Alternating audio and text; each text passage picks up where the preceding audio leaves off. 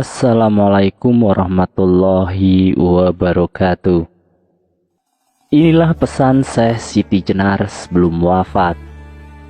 Syekh Siti Jenar berasal dari Baghdad beraliran Syiah Muntadar. Beliau menetap di Pengging, Jawa Timur. Di sana Syekh Siti Jenar mengajarkan agama kepada Ki Ageng Pengging atau Kebo Kenongo dan masyarakat. Tetapi para wali Jawa Dwipa atau Wali Songo tidak menyetujui alirannya. Oleh karena itulah, Syekh Siti Jenar dihukum mati tahun 1506 Masehi dan dimakamkan di Anggaraksa alias Geraksan, Cirebon sekarang ini. Sebelum wafat, Syekh Siti Jenar sempat berpesan kepada para dewan wali atau Wali Songo bahwa kelak pada suatu zaman akhir, kalau ada kebo bule mata kucing atau orang Belanda naik dari laut, itulah tandanya musibah kepada anak cucu Anda, katanya. Sedang kenyataannya Belanda menjajah Indonesia selama 350 tahun dan banyak menyengsarakan rakyat Indonesia. Syekh Siti Jenar mempunyai efek khusus yang kita anggap sebagai insiden di antara pemuka-pemuka agama Islam pada abad ke-16 Masehi. Lambat laun ketika itu banyak orang-orang yang mengaji tasawuf atau hakiki. Misalnya perihal ilmu bedanya antara Kaulo dan Gusti dan tunggalnya Kaulo dan Gusti. Atas tuduhan Syekh Maulana Mahribi bahwa Syekh Siti Jenar mengaku dirinya Allah, dan oleh Sunan Kalijogo ditanyakan apakah benar tuduhan tersebut. Beliau pun mengakuinya benar adanya.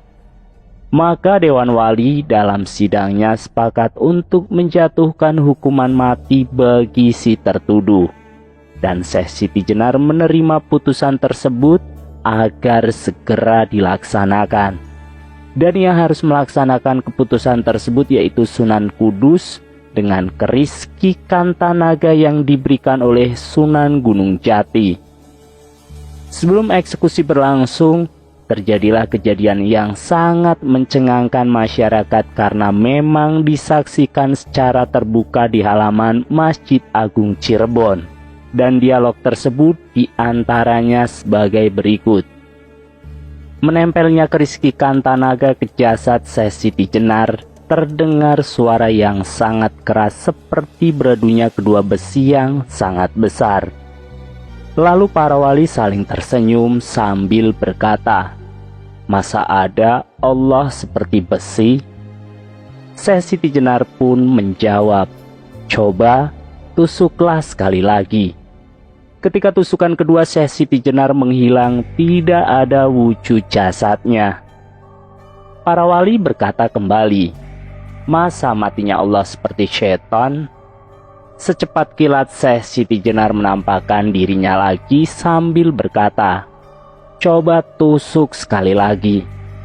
Ketika tusukan ketiga, Syekh Siti Jenar membujur tergolek di lantai masjid. Dari lukanya keluar darah merah, dan para wali berkata kembali, "Masa matinya Allah seperti kambing?" Syekh Siti Jenar bangun hidup kembali tanpa luka dan berkata, "Coba tusuk sekali lagi." Kemudian pada tusukan keempat, Syekh Siti Jenar pun rebah, mati dan dari lukanya mengalir darah putih. Seketika itu para wali berkata kembali, "Masa matinya Allah seperti cacing?" Karena berkali-kali tusukan selalu mati, hidup,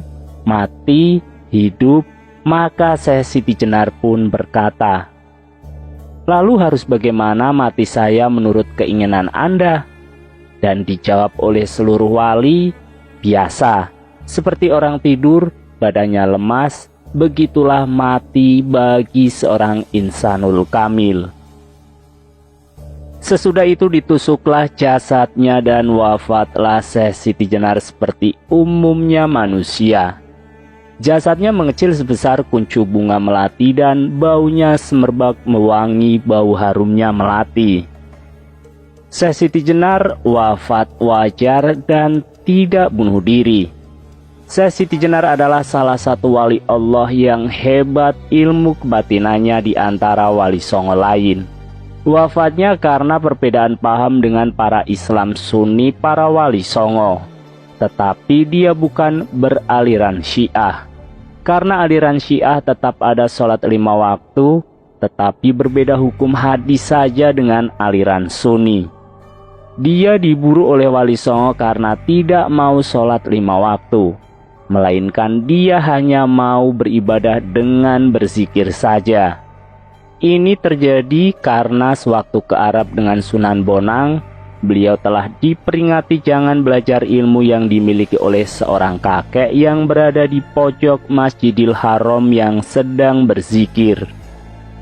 Dan Syekh Siti Jenar secara diam-diam selama di Arab selalu kontak dengan kakek-kakek itu sampai mempunyai ilmunya kakek tersebut, sehingga membuat keputusan para wali songo menegurnya. Tetapi dia tidak mengindahkan bahkan menantang tarung ilmu. Setelah dimusyawarahkan, Syekh Siti Jenar harus ditindak dengan diburu sampai insaf atau mati oleh Sunan Kalijogo yang ditunjuk sebagai eksekutor. Sedikit info, Sunan Kalijogo adalah sunan yang mempunyai ilmu kebatinan paling tinggi dibanding Syekh Siti Jenar. Dalam perburuannya, Sunan Kalijogo diberi pedang yang disebut pedang Allah oleh salah satu wali songo yang konon pedang ini masih misterius keberadaannya sampai sekarang. Lalu matilah Syekh Siti Jenar dengan pedang tersebut. Setelah berhasil ditemukan bersembunyi di dalam suatu gunung di daerah Jawa.